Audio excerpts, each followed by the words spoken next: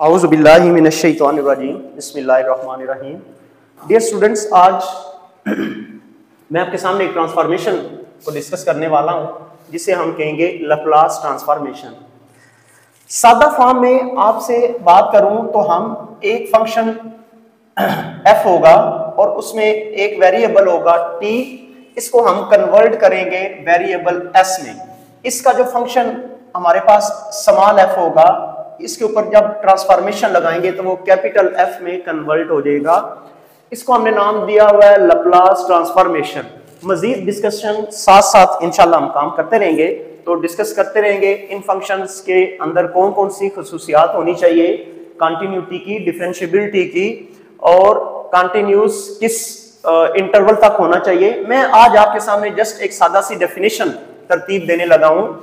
Definition कुछ इस तरह से है कि जब भी लैप्लास एल इस लैप्लास की वजह से ऑफ एफ ऑफ टी, इस एफ ऑफ टी का जब भी मैं लैप्लास लूंगा उसका जवाब आ जाएगा एफ ऑफ एस, यानी फंक्शन ऑफ टी होगा अप्लाई करते हुए एफ ऑफ एस आ जाएगा। इसका मेरे पास एक कुलिया है। कुलिया क्या है कि कोई भी फंक्शन हो एफ ऑफ टी, हम जब उसका लैप्लास लें तो वो इक्वल टू आएगा 0 to infinite e power minus S T और F of T D T. ये है जी मेरे पास फार्मूला, 0 से infinite e power minus S T F of T D T. तो मैं आज आपके सामने तीन फार्मूले यहां इस लेक्चर में ड्राइव करूंगा। एक के Laplace of T power n किसके बराबर होता है, दूसरा Laplace of sine of A T ये किसके बराबर होता है, और तीसरा formula Laplace of cos A T ये किसके बराबर होता है। ये तीन फार्मूले आज हम इस लेक्चर के अंदर डिस्कस करेंगे। इनके अंदर डिस्कस करते हुए आपको जस्ट यही फार्मूला प्रिपेयर करना है और इंटीग्रेशन बाय पार्ट्स वो क्लियर होना चाहिए। साथ ही में एक और फार्मूला जोड़ लेते हैं कि लैप्लास लेंगे e की पावर ए टी का, जी e की पावर ए टी का। मैं इसको यहां पर ही लिखता हूं, Laplace of e power A T. तो हम इसको प्रूव भी करते जाएंगे और फिर पता भी चलता जाएगा कि ये किसके बराबर होता है। लैप्लास ऑफ e पावर या t पावर n ये इक्वल टू होता है s की power n plus 1 divide by n plus 1 factorial. Proof इसका लिखते हैं। तो प्रूफ लिखने के लिए मैं आसानी के लिए शुरुआत करता हूं t पावर 0 से, यानी मैं f ऑफ t को लिखता हूं जब t पावर 0 हो। तो जब t पावर 0 होगा तो यहां पर रखेंगे Laplace of t power 0, this is equal to 0 to infinite e power minus S T और f ऑफ t की जगह पर आ जाएगा t पावर 0 और dt।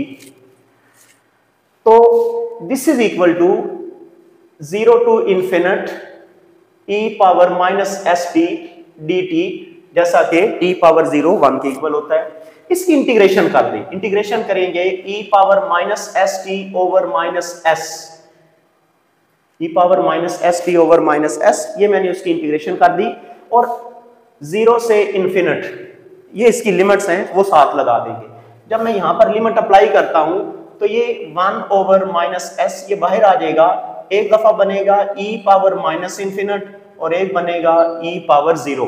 ये t की जगह पर एक दफा इन्फिनिट लगाएंगे और एक दफा 0 लगाएंगे। e की पावर माइनस इन्फिनिट जो है ये 0 के इक्वल होता है और e पावर 0 1 के इक्वल, तो ये माइनस 1 आता है, ये माइनस 1 ओवर s, यानी इसको सादा करेंगे तो इसका जवाब आ जाएगा 1 ओवर s, यानी लैप्लास ऑफ t पावर 0 ये इक्वल टू है 1 ओवर s। अब हम इसी को मैं लिखता हूं लैप्लास ऑफ t पावर 1।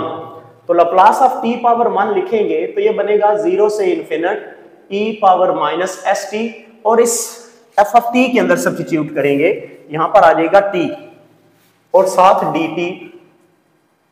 सो यहां पर इंटीग्रेशन बाय पार्ट्स अप्लाई करना होगा। इंटीग्रेशन बाय पार्ट्स कैसे करेंगे, t को फर्स्ट फंक्शन लेंगे और इसको सेकंड फंक्शन। देखिए first function as it is और integration of second e power minus S T over minus S, और ये limits minus integral into derivative of first function यानी t का derivative, integration of second e power minus S T over minus S और साथ dt।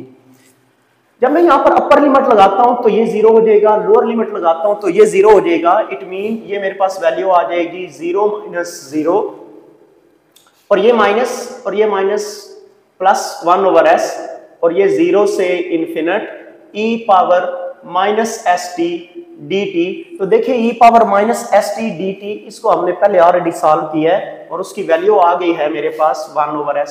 ये बना जी 1 over s और dot 1 over s, तो ये बन गया 1 ओवर s का स्क्वायर। कब? जब लप्लास लिया t पावर 1 का। सिमिलरली हम लोग लिखते हैं Laplace of t power 2 t square का लप्लास। जब हम t स्क्वायर का लप्लास लेंगे तो ये बनता है जी 0 से infinite e power minus S T और साथ t square dt। Again integration by parts.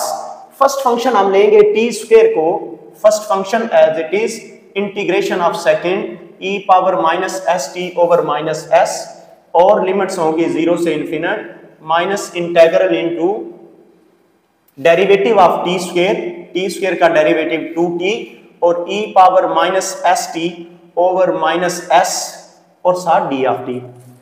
देखिए यहां से ये 2 और ये s नेगेटिव समेत हम इसको बाहर ले लेते हैं। Upper limit minus lower limit, ये रिजल्ट हो जाएगा 0 minus 0 minus minus plus 2 divide by s और ये बनेगा 0 से इन्फिनिट, तो ये बना t e power minus S T और साथ dt। और ये देखिए अभी हमने हल किया था यहाँ पर t e power minus S T और dt, इसका जवाब हमने सॉल्व करते हुए 1 ओवर s स्क्वायर बनाया है। तो जब मैं इसको हल करूंगा तो ये इक्वल टू आया 2 डिवाइड बाय s, ये 2 डिवाइड बाय s और डॉट 1 ओवर s स्क्वायर, तो ये बना 2 dot 1 over s power 3।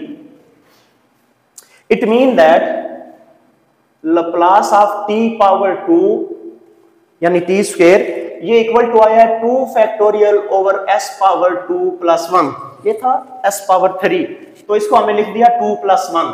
Similarly अगर t पावर 3 लिखते तो ये बनना था 3 factorial over s power 3 plus 1।